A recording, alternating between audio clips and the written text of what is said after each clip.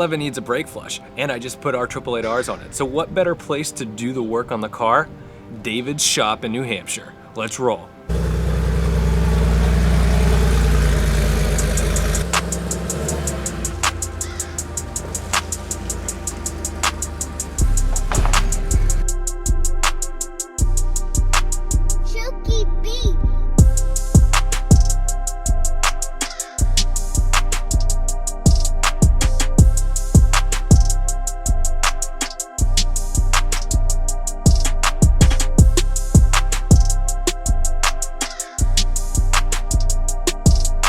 While we're up in New Hampshire, we also need to do a little bit of work on the Cayman. So I'm gonna take the wheel of that while David hauls my baby. I think we're just trading insurance policies right now.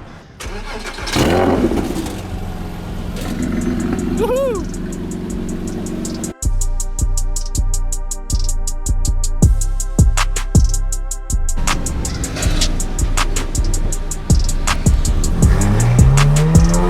David and I have just been driving through what I thought was a hurricane or a tornado, and we got off the exit. Look at this tree. This is the, David, I thought we were in a tornado, like 100%. I know. I wish I had my son. Oh my God. Jesus. This is a good one.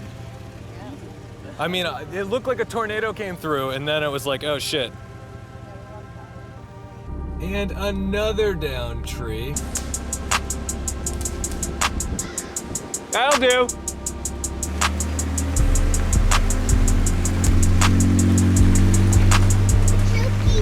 The wind out here is absolutely crazy, and we've hit some microbursts with some downed trees. So I think we need to get the cars in the garage so these big old pine trees don't crash down on things that we can barely afford.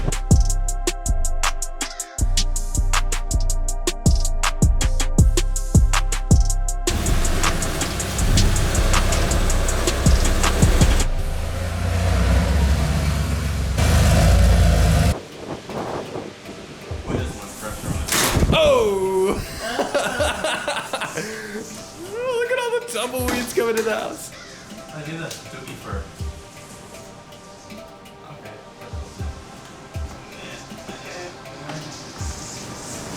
I'm gonna get nailed in this. We didn't crash any cars, we didn't hit any trees, and we managed to get both Porsches safely in the garage. We earned this beer.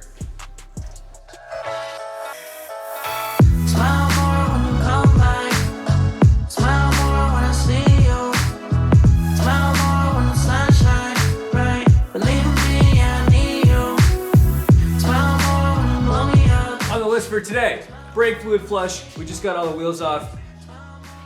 Let's do it. Let's see if David can open my frunk.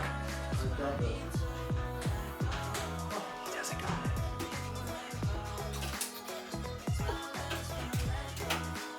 it. He did it.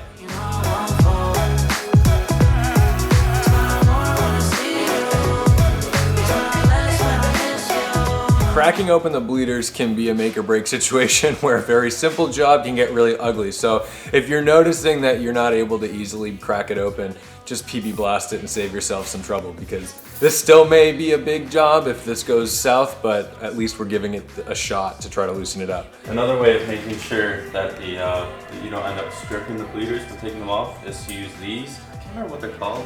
It's kind of like a wrench, except for it comes around the back side of the nut as well, so you it gives more surface area and less chance of stripping. In addition to the brakes, we also need to replace that blinker stock because my headlights do not work. So typically, if you push for, excuse me, I've been drinking Pellegrino because we are classy boys up here in New Hampshire. So if you push forward, it'll engage the high beams. If you pull back, it's flash to pass. There's a connection in the current one that's destroyed, broken, whatever. Headlights don't work at all anymore, so we're gonna replace that stock. But first we need to take off the steering wheel. Now, David's done his share of steering wheel installation and removal, so he knows that these get scratched really easily, so he's gonna keep me from ruining this one.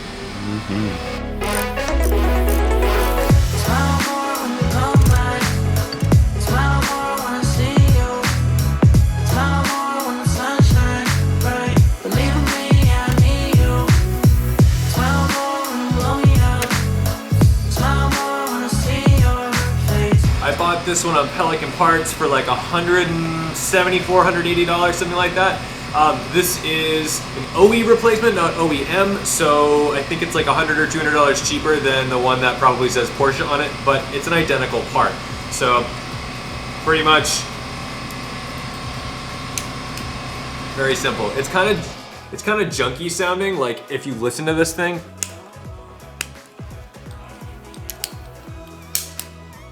Like, they make awful sounds, but that's what the OEM one sounds like. It always feels like you're breaking it when you use a blinker, which is maybe why Porsche drivers of old don't use blinkers. So let's see if we can put this in, and hopefully I have headlights again.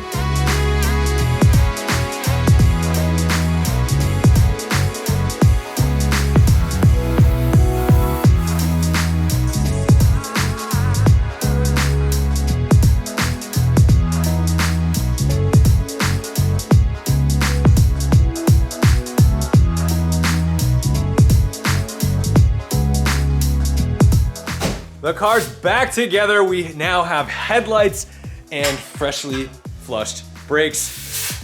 We gotta go take them for a ride.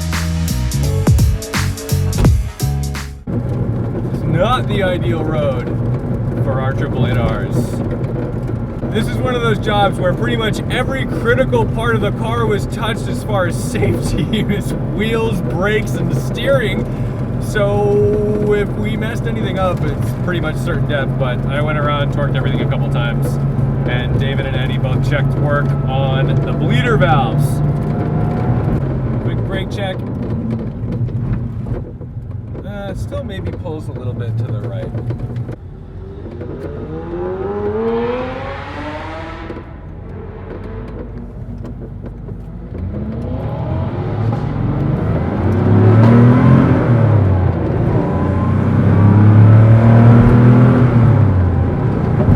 My first drive in the car really with the R888Rs. I've done a couple on-ramps and off-ramps in it, but nowhere where I could really enjoy it and figure out what the tires are gonna do. I've been kind of nervous about them, to be honest with you, because you know, these are the types of tires that when they let go, they just let go. There's not a whole lot of warning.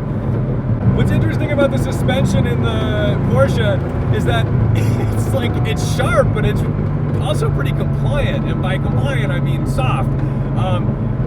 It's hard to explain because when you hit a bump, you feel everything in the road, but there's still some lean to it. It's kind of interesting, and that's, I guess, that kind of old world feel. And you saw when we had the wheels off the car, this suspension is probably unlike anything you've seen on any other cars, unless you're an air-cooled Porsche guy. Any Porsche guys out there or braking experts, let me know if you know why this right rear might be braking harder than the rest of the calipers.